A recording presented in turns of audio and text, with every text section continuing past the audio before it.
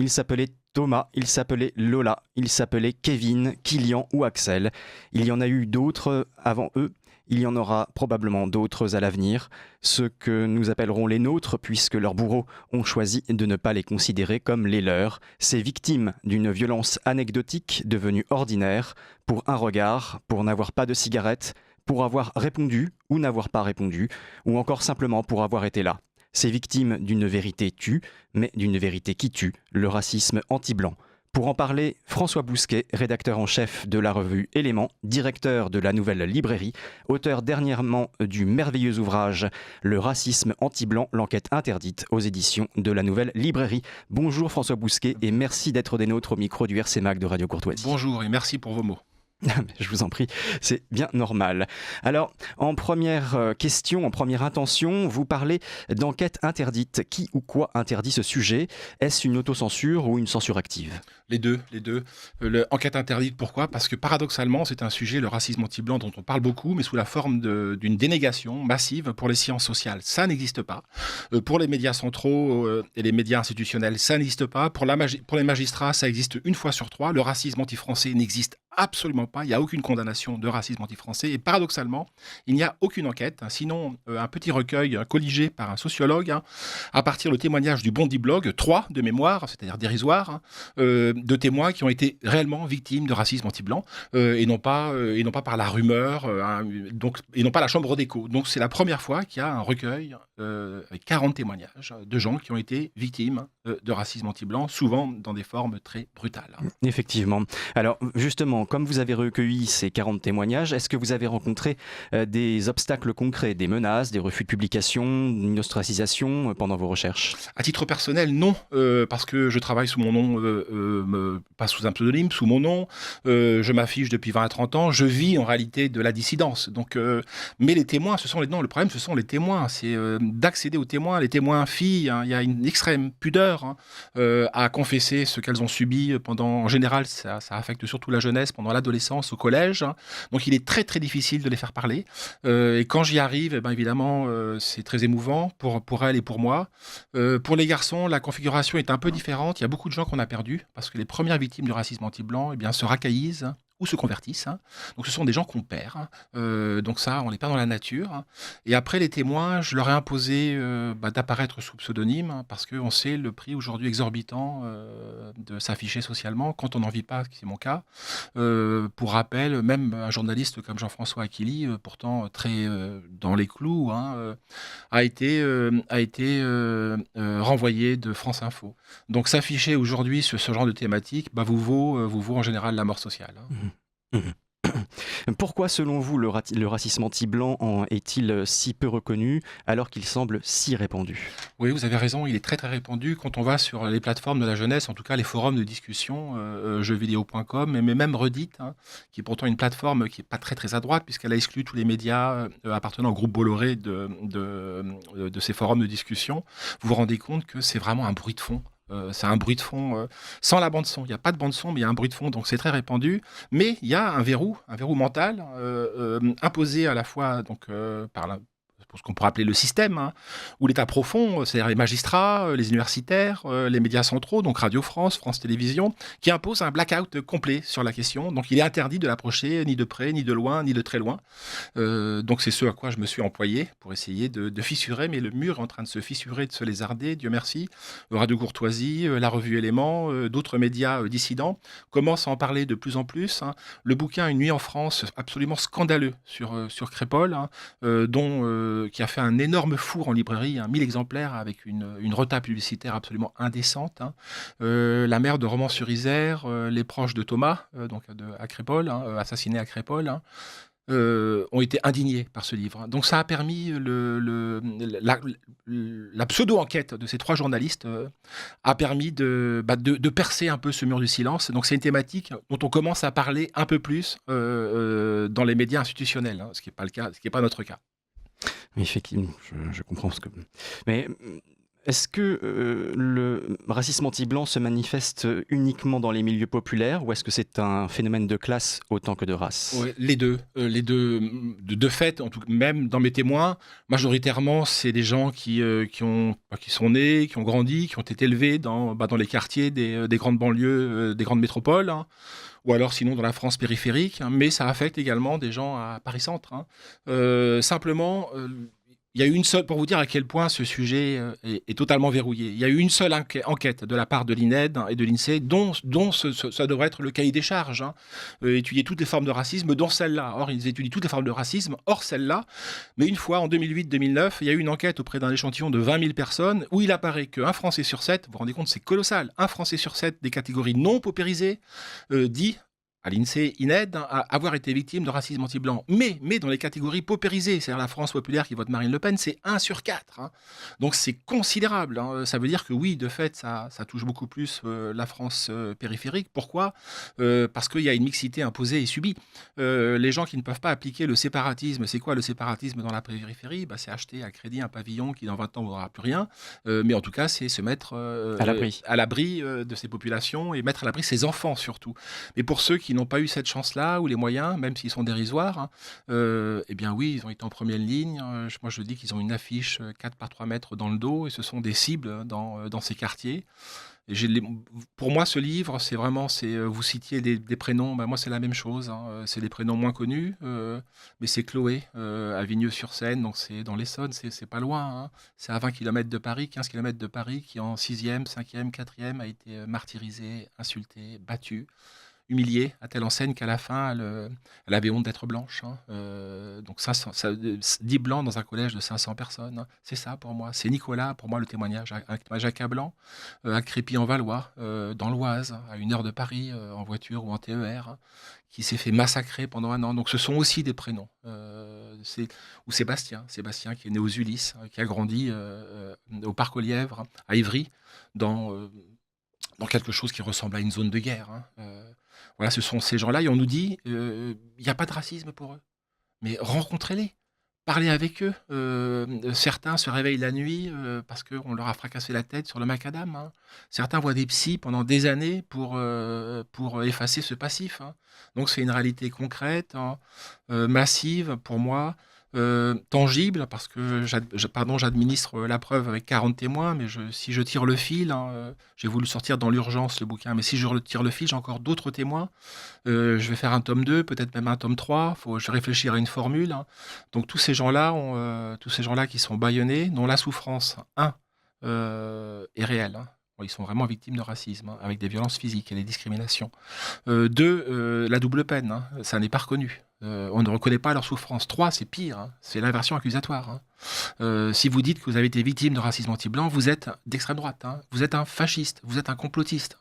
Donc, j'ai vraiment fait ce livre, hein, pour leur tendre un micro et faire en sorte que leurs paroles puissent accéder déjà aux médias de la rafosphère, nous, mais j'espère aussi dans l'espace central pour essayer de briser ce mur de silence, hein. Et quand vous parliez tout à l'heure de ces jeunes gens dont vous citiez les prénoms, Chloé, Sébastien, voilà. Dites-moi, et vous parliez finalement de quoi? De milieu scolaire? Oui, alors c'est principalement dans le milieu scolaire, hein, le racisme anti-blanc. Pourquoi? Moi, je compare la cour d'école, c'est des professeurs, hein, qui m'ont alerté. Il y a beaucoup de témoignages de professeurs, hein, dans le 93, à Bobigny en particulier, qui est un des endroits où il y a le plus de réseaux d'éducation prioritaire en France, avec le 93 aussi, donc c'est-à-dire des collèges avec une hyper-violence, hein, des niveaux très très bas, qui me dit que la cour d'école est totalement ségrégée. On ne veut pas le voir. On s'abrite derrière la farce ou le simulacre de la mixité, mais ça n'est pas vrai chez les jeunes gens, comme dans l'univers carcéral, hein, et ça c'est le prof qui m'alerte là-dessus. Ce sont les mêmes logiques élémentaires qui se mettent en place, hein, les mêmes logiques tribales et tripales qui se mettent en place, donc les noirs avec les noirs, les arabes avec les musulmans avec les musulmans, pardon, les blancs avec les blancs. Il y a très peu de blancs du reste dans le 93. En général, c'est des primo-arrivants qui viennent dont les parents enfants viennent de Serbie, de Russie, d'Ukraine, d'Albanie, et qui sont en première ligne. Sinon, il n'y a aucun enfant de souche, absolument aucun. Et là, oui, ça se ségrègue comme dans l'univers carcéral, parce que l'adolescence n'a pas les inhibitions que nous avons, nous adultes. Nous adultes avons un surmoi qui fait qui filtre ce qui nous traverse l'esprit. Dans l'adolescence, non. La violence se livre à l'état brut, et les ségrégations se mettent en place de manière fascinante. Et on a un discours médiatique qui est en complet décalage. Donc la mixité, on ne dit jamais ethnique, mais c'est celle à laquelle on songe. Eh bien, le réel nous montre que c'est exactement l'inverse ce qui se produit, parce que les adolescents se répartissent par tribu, n'exagérons pas, mais par communauté. Par groupe ethnico-culturel. Voilà, ouais, et religieux. Voilà. Alors, quand vous critiquez la théorie du racisme systémique, est-ce que vous n'allez peut-être pas un peu trop loin? Parce que finalement, est-ce qu'on ne peut pas penser qu'il existe véritablement un racisme systémique et que justement ce serait le racisme anti-blanc? Alors oui, c'est possible. C'est une hypothèse que je formule, mais sous forme interrogative. Le racisme systémique, pour moi, est le plus gros foutage de gueule intellectuel depuis une dizaine d'années. Dieu sait s'il y en a des foutages de gueule avec le wokisme, l'appropriation culturelle. Enfin, on nage en plein délire. Mais là, ça va au-delà parce que ça se traduit par des violences verbales, mais également des violences physiques avec du harcèlement et des cas de raquettes. De fait, notre société, il n'y a pas de racisme systémique dans notre société. On n'a pas le temps de développer, mais ça vient des États-Unis, et c'est encore moins vrai en France qu'aux États-Unis. Il y a, moi je crois, un antiracisme systémique. C'est la religion de notre temps. Finkielkraut disait le communisme du 21e siècle, c'est l'antiracisme. Donc l'antiracisme est systémique, ça se traduit avec le RSE, toutes les politiques sociétales des entreprises, avec les cours d'éducation morale et civique à l'école de l'éducation nationale. Il suffit d'allumer France Télévisions et on se rend compte que le message délivré, c'est un antiracisme systémique, sur fond de racisme systémique prétendu exercé par les Blancs. Mais oui, de fait, je pense qu'à la fin, je le dis sans le dire, parce qu'il faut encore développer ça, mais oui, je pense qu'il y a un racisme autorisé contre les Blancs, qu'il a une dimension systématique, donc sinon systémique. Est-ce qu'on peut dire qu'elle est structurelle? En tout cas, à l'université, oui. Dans les médias de gauche dominants, qui représentent quand même le spectre le plus large de la parole médiatique, oui, il y a cette parole-là n'a pas le droit de citer. Donc on peut renverser la proposition s'il y a un racisme systémique qui s'exerce à l'encontre contre la population historique, et en l'occurrence la population historique en Europe, et monoethnique, ce qui n'est pas le cas aux États-Unis, je le redis, la population blanche. Pour en revenir à votre livre, parce que vous nous avez cité donc des témoignages, des exemples qui n'y étaient pas encore, parce que vous les gardez pour un autre ouvrage certainement. Quel est dans votre livre, selon vous, le témoignage le plus dur ou le plus marquant? Alors moi, le plus dur, il y en a plein. Il y a vraiment, c'est des coups de poing, je n'ose dire dans la gueule, mais enfin c'est quand même ça. On rentre dans une lessiveuse. Il y a 10 témoins, c'est des témoignages, pour moi hors normes, de types qui ont vraiment été dans la fosse au lion. Mais le témoignage qui m'a le plus accablé, je l'ai évoqué en début d'émission, c'est les gens qu'on perd. Je pense que la plupart des victimes du racisme anti-blanc, on les perd, parce que pour des logiques de survie dans ce genre d'univers hostile, vous êtes contraint à la conversion, ou à tout le moins à la racaillisation. C'est Franck Ribéry, par exemple, lui qui coche les 2 cases. On voit quantité de jeunes filles magnifiques, aux yeux bleus, voilées à la télévision, dans les quartiers, parce que la solution de survie, c'est ça. Et c'est un témoignage, c'est Nicolas, je l'évoquais, en Crépy-en-Valois, dans l'Oise, qui est revenu en France avec ses parents qui travaillaient à l'étranger en 4e, et il a été torturé, martyrisé, racketté, molesté, tapé devant, derrière. Pendant 1 an, il me dit qu'il vivait dans un brouillard complet, que sa mère le récupère à l'infirmerie un jour, et il a absolument aucun souvenir de ça. Et peu à peu, il me dit, je m'enfonce dans un syndrome de Stockholm. Donc on le perd. Voilà, on le perd, il se racaillit, il s'habille en survêt, il fume du shit, il pense que Marine Le Pen c'est le diable, à l'époque il n'y a pas Éric Zemmour, mais que c'est le petit Satan et le grand Satan. Et il ne se réveille qu'en 2015 avec les attentats islamistes. Donc pendant 20 ans, cette personne-là a vécu dans un monde parallèle, dans une réalité parallèle. Alors il me dit que j'ai eu un choc, ce qu'on appelle en psychologie un choc, en 2015, parce que c'était dans les années 95 qu'il était en 4e à Crépy-en-Valois. Et donc la victime finit par épouser la cause de ses bourreaux. Donc c'est le témoignage qui m'a pas le plus ému, mais le plus accablé et le plus inquiété, parce que lui, on a pu le récupérer, mais beaucoup d'autres, on les perd définitivement. Et j'ai un autre témoignage, après j'en aurai fini, d'un garçon qui s'appelle Paul, qui découvre le racisme anti-blanc en 6e, 5e, à Lyon-Centre, je crois dans le 2e arrondissement. Comme il est battu, beaucoup de gens battus et rackettés finissent par fuguer, en tout cas ils sèchent les cours. Et séchant les cours, ils ont tendance à devenir un petit peu des racailles à leur tour, et il a été happé lui aussi par ses bourreaux, et il s'est fait appeler Ibrahim. Pendant des années, il me dit, Paul Ibrahim, qu'il voyait avec ses copains arabes des gouers, donc des blancs dans la rue, et il leur disait, tiens, t'as vu le gouer, il a une chaîne en or, on lui fait une balayette, on lui chope ça. Ou alors il mettait un poing dans la gueule, parce que c'était un blanc, alors que lui-même était blanc. Donc on voit les mécanismes d'assimilation à l'envers, de tous les dangers que ça représente, parce que les gens n'ont pas forcément de système immunitaire pour se défendre. Ils se défendent comme ils peuvent, c'est des adolescents, je le rappelle. Il se trouve que Paul, devenu Ibrahim, est redevenu Paul, donc il a accepté de témoigner, et que c'est un militant à Lyon populaire, donc une droite identitaire et populaire, parce qu'il est revenu des enfers, si je puis dire. Et que répondez-vous du coup à ceux qui disent que ces témoignages restent anecdotiques ou localisés ? Je trouve qu'ils sont formidables. J'en ai encore entendu sur des chaînes ce week-end disant que les gens se faisaient cracher dessus, insulter et tabasser, mais c'est pas du racisme, parce que c'est pas du racisme systémique.